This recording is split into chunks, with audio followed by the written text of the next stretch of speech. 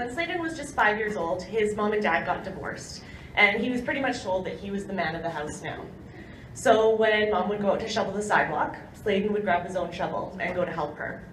And when they'd watch a movie together, Sladen would reach up and try to put his arm around his mom's shoulders, like dad used to do. Sladen wasn't getting to be a kid.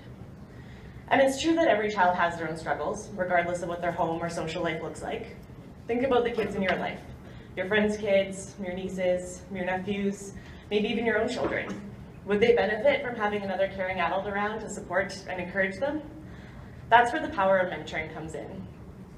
So this here is my Uncle Andrew, and when I was a kid, my parents both worked full-time. And while they were loving and supportive, they were also busy and hardworking. And I was so lucky to have him, among many others, including my grandparents, my biological aunts and uncles, all supporting me to make sure that I had everything I needed to succeed, to reach my full potential. But not everyone has an Uncle Andrew. So working where I do, for Boys and Girls Clubs, Big Brothers, Big Sisters, I have the privilege of meeting some really incredible people that recognize the importance of mentorship in kids' lives and have stepped up to be that additional friend and support to them where they might not already have it. And it's really incredible to see what that additional friend and role model can do for their well-being. Just knowing that there's someone out there who wants to spend time with them can have a really profound impact on a child or youth. This year's a big sister, little sister match, and when we look at it, we don't see two people that were just placed in a program and asked to spend time with each other. These are two good friends that are laughing and having fun together. And being that friend and mentor to a kid is not a tough thing to do. According to Stephen here, a former youth in care, mentorship is basically a cup of coffee, a good conversation. It's like your very caring friend. And for Stephen, it was that friend that helped him get to a place in his life where he now attends full-time university and has custody of his younger brother. As well as being a very caring friend, mentors provide kids with inspiration, acceptance, and exposure to new activities. Kids with mentors are proven to do better in school and have better grades, to go to class more often. Take Raphael here. His mentor would come to school once a week to work on reading, homework, and just to get to know him. And Raphael said those were his favorite days to go to school. Sometimes kids just need to see examples of different behavior before they'll begin to change their own. So when Chris first met Andrew, it seemed like he had a new job and a new girlfriend every week. But now he's the manager of a retail store and is happily newlywed. Once he said that he was lazy, he wasn't going anywhere, but mentoring got him out and doing things he wouldn't normally do. Hannah's friend Alba takes her to all kinds of events happening around the city and introduces her to everyone she knows to help build her social circle. As a child from an immigrant family, Hannah loves the opportunity to explore new things in Edmonton. She said that it's nice to surround yourself with people who are different and have different experiences, and that if she only hung out with her family, that would be all she knew.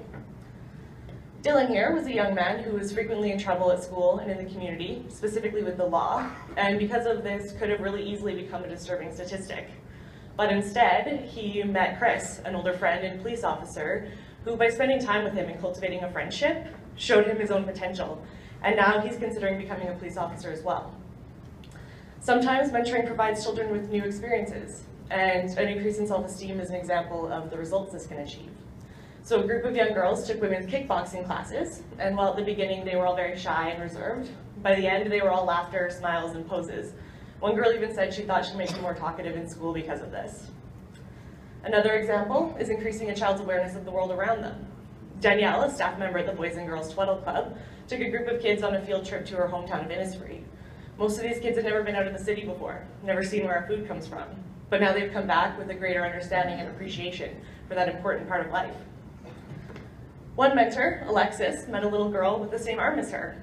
She was playing with her brother and hiding her hand, until Alexis went to her and said, "Look, we're the same," and showed the little girl her arm. Within seconds, she wasn't hiding it anymore. She just needed someone to model that it was a beautiful part of herself that she didn't need to be ashamed of. She didn't need to hide.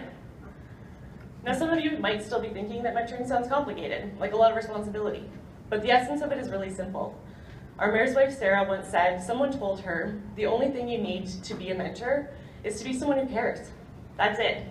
You don't need to have done something amazing, be incredibly wise, or even have a lot of experience with kids. You just have to care about them. Now, the concept of formal mentoring started during the First World War, when men were going off to fight for their countries and kids were growing up without that male presence. Today, as these stories have shown, mentoring happens both formally and informally, from group mentoring to one-on-one mentoring to the teachers, coaches, family friends, and volunteers who all specifically dedicate their time to our community's kids.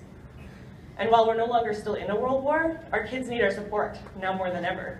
We're living in a time where half of all marriages end in divorce, where communities aren't tight-knit, where families don't often live in the same city or even country, where we spend more time buried in technology than having in-person interactions. And if we want all kids to be confident, committed, and resilient, we need to work together to ensure that they succeed.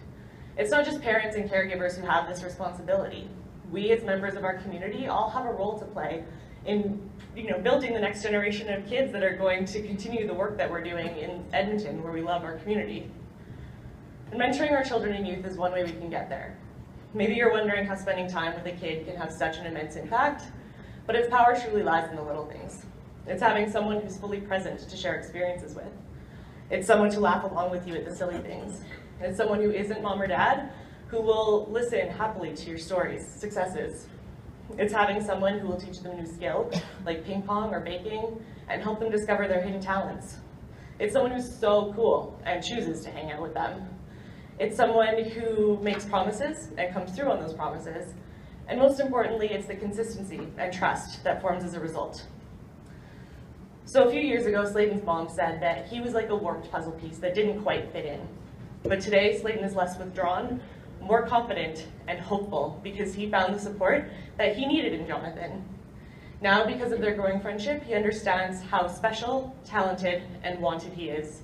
And for kids,